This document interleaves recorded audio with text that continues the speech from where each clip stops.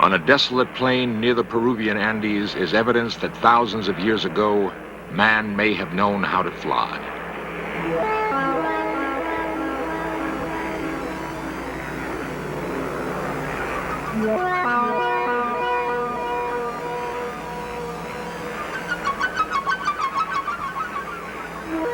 Huge drawings are etched in the ground. They make sense only when viewed from a great height. Miles of what look like modern runways score the desert. If they were, what manner of craft landed here? Who were the pilots? We are conditioned to think that flight is the province of modern man. Perhaps we are latecomers to the sky.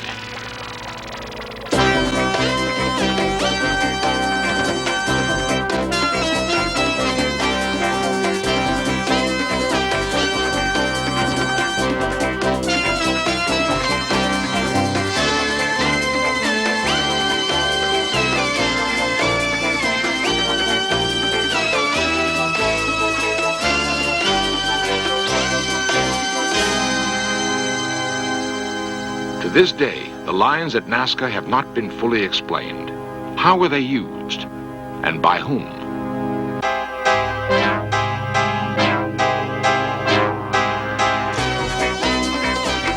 This series presents information based in part on theory and conjecture. The producer's purpose is to suggest some possible explanations, but not necessarily the only ones, to the mysteries we will examine. The land we call Peru is both lush jungle and arid plateau. The desert plain called Nazca is host to a strange menagerie. A 9-fingered monkey, a huge, ungainly spider, giant birds and mammoth lizards.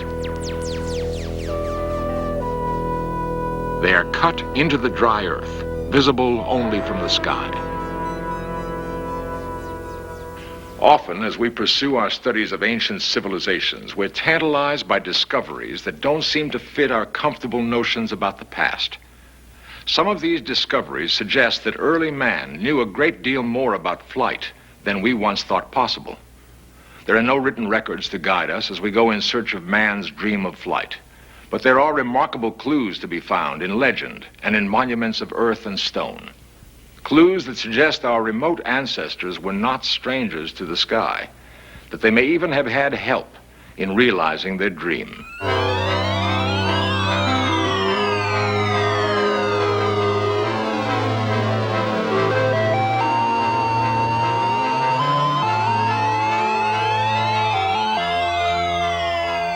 The urge to fly seems to have been a primal one with man, to leave the heaviness of earth, to taste the wind and thrill to the rushing ground below.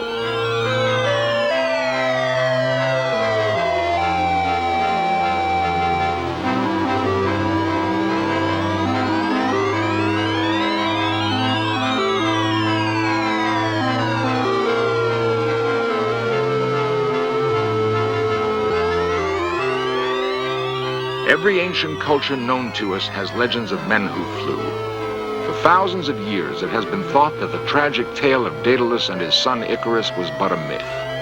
How, it seemed, could it have been otherwise, that with only wings a man could fly?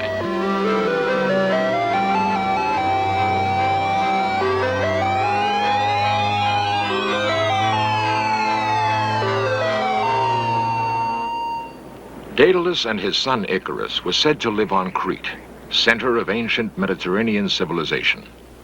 The ruler of Crete, King Minos, ordered them trapped in the famous Minoan maze. Their only escape was on the wings that the brilliant Daedalus contrived to build. Daedalus warned Icarus not to fly too close to the sun, or his wings of wax would melt. Father and son soared high into the air, but Icarus was captured by the exhilaration of flight and recklessly reached for the sun.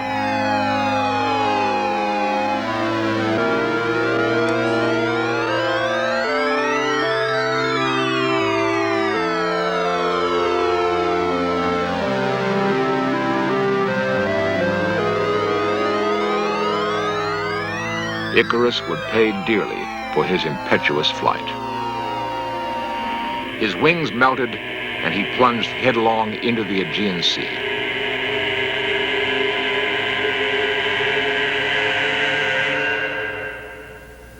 If the Icarus legend was the only story of flight in the ancient world, it could be dismissed. But there are others.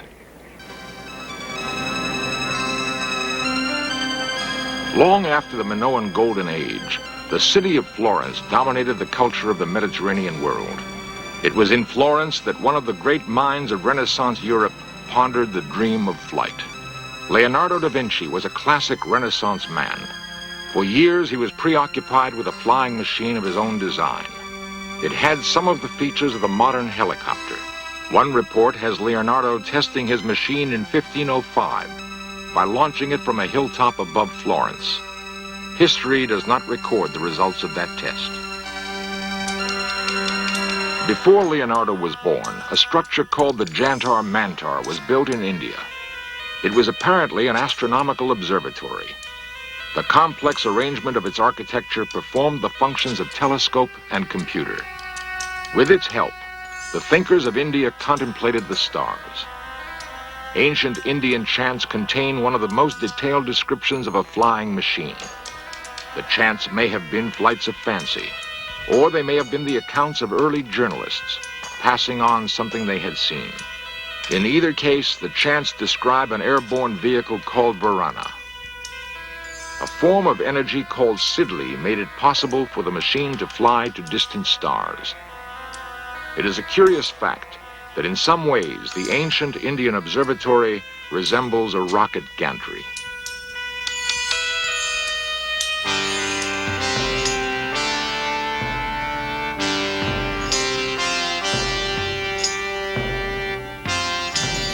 Throughout the ancient world, we see time and again an advanced knowledge of astronomy mingled with legends of flight. For the graves of Egypt are dominated by the presence of Osiris, the flying god who brought knowledge to the Nile basin.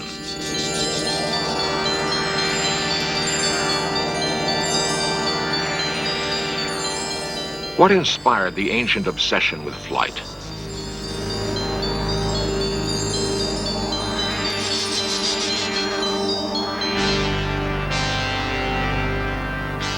Why are the pyramids aligned in such a way as to be perfect landmarks for incoming aviators?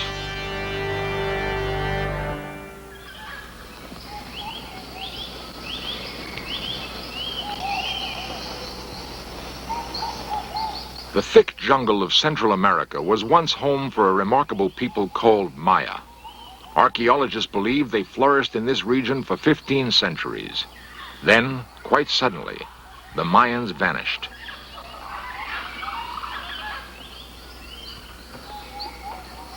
They left behind pyramids and temples. Their capital cities must have been lavish. Yet no roads connect these widely separated islands of civilization in the jungle. Perhaps the Mayans were familiar with the principles of flight, for there is evidence that, like other ancients, the Mayans were on intimate terms with the heavens. Certainly, their observatories made it possible for them to construct a calendar as accurate as any in use today.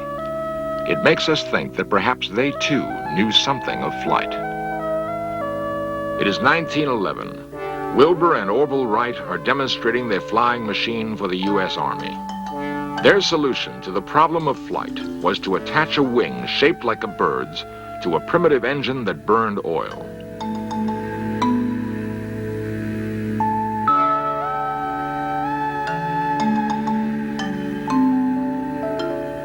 It was a solution appropriate to the dawning industrial age.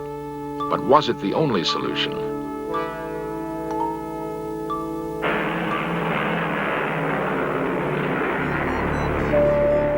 Long furrows were cut into the hard soil of the Nazca Plain 2,000 years ago. By whatever method the lines were created, they were meant to be seen from the sky. But by whom?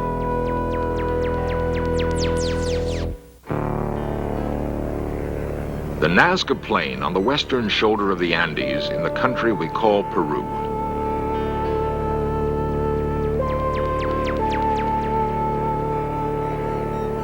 The huge designs found on the desert floor that can only make sense from the air have been duplicated in other parts of the world. The Mojave Desert near Barstow, California. Here, an ancient man stares upward. From the ground, it is impossible to tell exactly what shape the figure has taken. How then did a primitive Indian tribe make the drawing? I got the tether. No, but that's not good. One possibility, one explanation for the method used, might have been the existence of ancient aviators. Okay, lift up. Lift all the way up. A unique experiment was mounted to prove the point. Could men working on the ground be directed by someone hovering overhead? The site selected for the experiment was the Mojave Desert. Okay, that's good.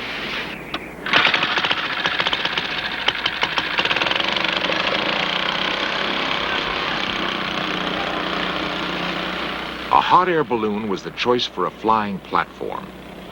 It is a simple device, requiring only fabric and a means for heating air to make it work. In modern times, the first balloon flight took place in France. The year was 1783. The principles remained the same, the technology virtually unchanged.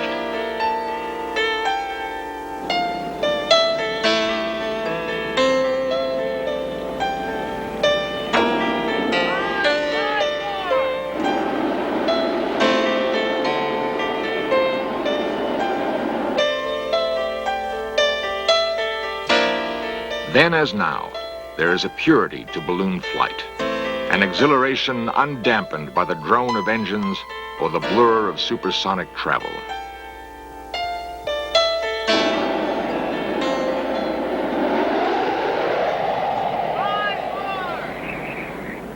Directly over it.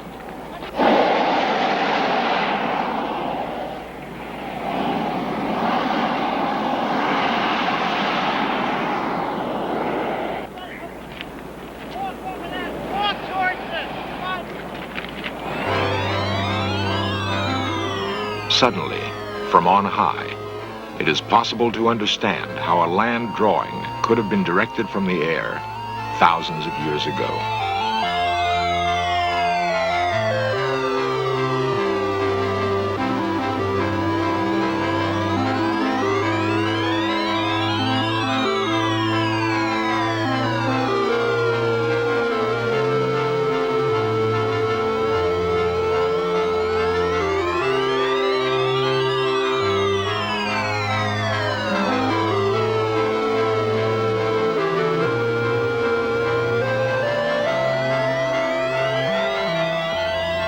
Got it, don't worry. There is nothing in the Barstow experiment that could not have been done by earlier inhabitants of the desert. Bring him back over this way. Let's walk him back. Did American Indians launch balloons? Or are there other explanations?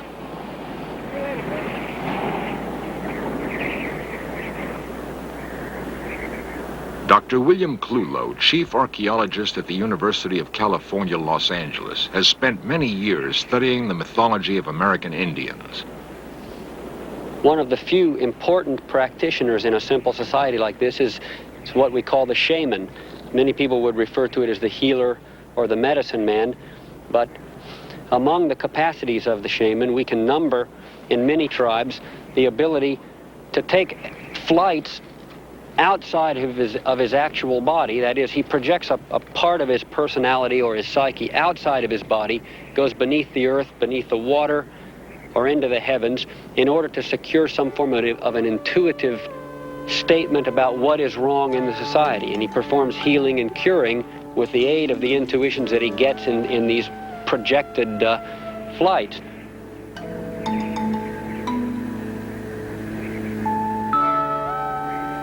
Perhaps the symbolism of myth refers to flights that really occurred. Indian shamans may have been intermediaries who traveled between a primitive culture on Earth and a more highly advanced one in the sky. Time and again, in out-of-the-way places where primitive men made their home, There are faint suggestions left of the relationship between man and flight. On a plateau in Peru named for a dead bull, there are drawings more than 10,000 years old.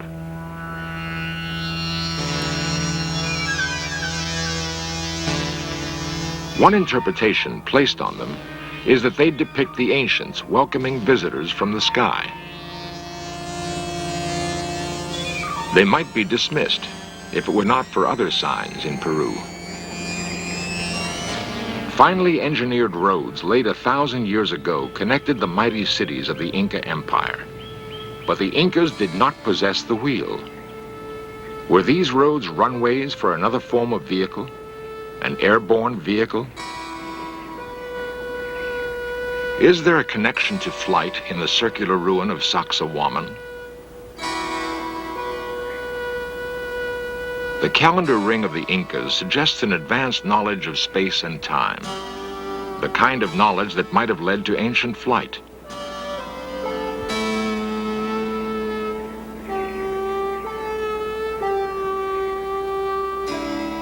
But far and away, the most convincing evidence is found elsewhere.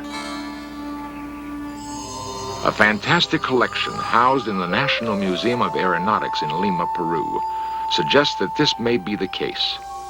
It is not a collection of precious artifacts, but rather an assortment of stones. The stones were discovered in 1963 in the tiny village of Ica that lies only 40 miles from the Nazca Plain. Bizarre drawings on the stones depict a curious breed of mechanical bird. On another is represented what could be a modern space shuttle. The stones are designed in the same style as Nazca ceramics. The message on the stones is evidently controversial. Representatives of the Peruvian government have been reluctant to discuss them.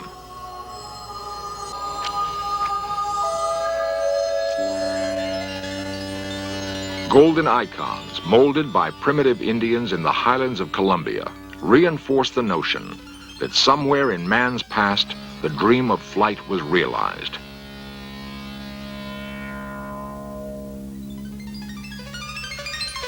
The relics look astonishingly like modern delta-wing fighter planes.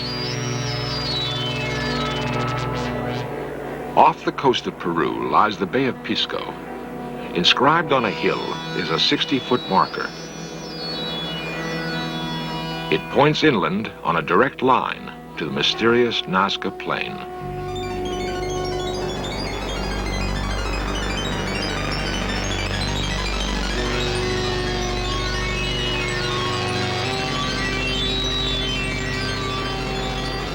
The base camp for prehistoric aviation may have been the Nazca Plain. The patterns have been laid out with great precision. Why did the ancients construct the Nazca lines? Nobody really knows. The markings were first discovered in the 1920s by a pilot flying over the plain. Since then, many have attempted to solve the mystery, with no success. For the past 30 years, a German mathematician named Maria Reich has devoted her life to solving the riddle. After nearly half a lifetime of sleeping in an adobe hut and working under a blistering sun, Reich does not know what motivated the ancient Peruvians to execute this grand design. A 1968 study, financed in part by National Geographic, determined that some of the lines have astronomical alignments, but no more than could be expected by chance.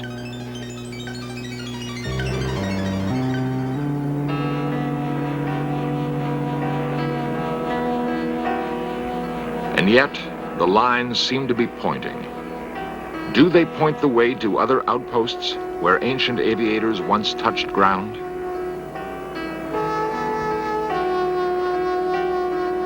It is a persistent fancy we must allow ourselves to have, for there seems to be no other explanation on Earth.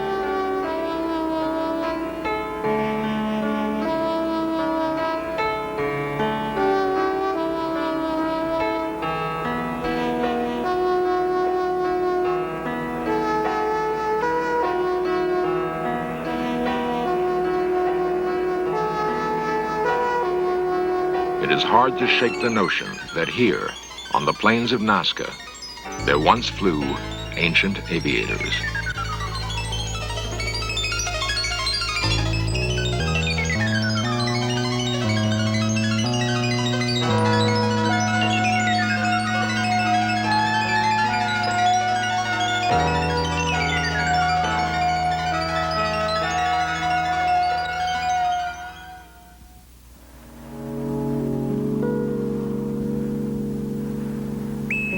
Cape Kennedy, 1970. The forlorn remains of a launch pad no longer in use. Will future generations examine the ruins of our technological civilization and wonder at the purpose of such structures?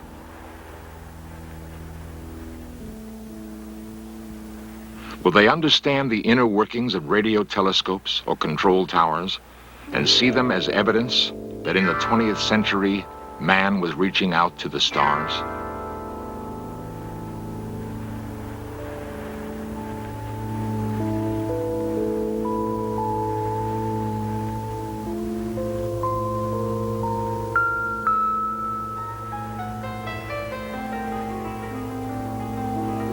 There's evidence that man has lived on this planet at least 3 million years.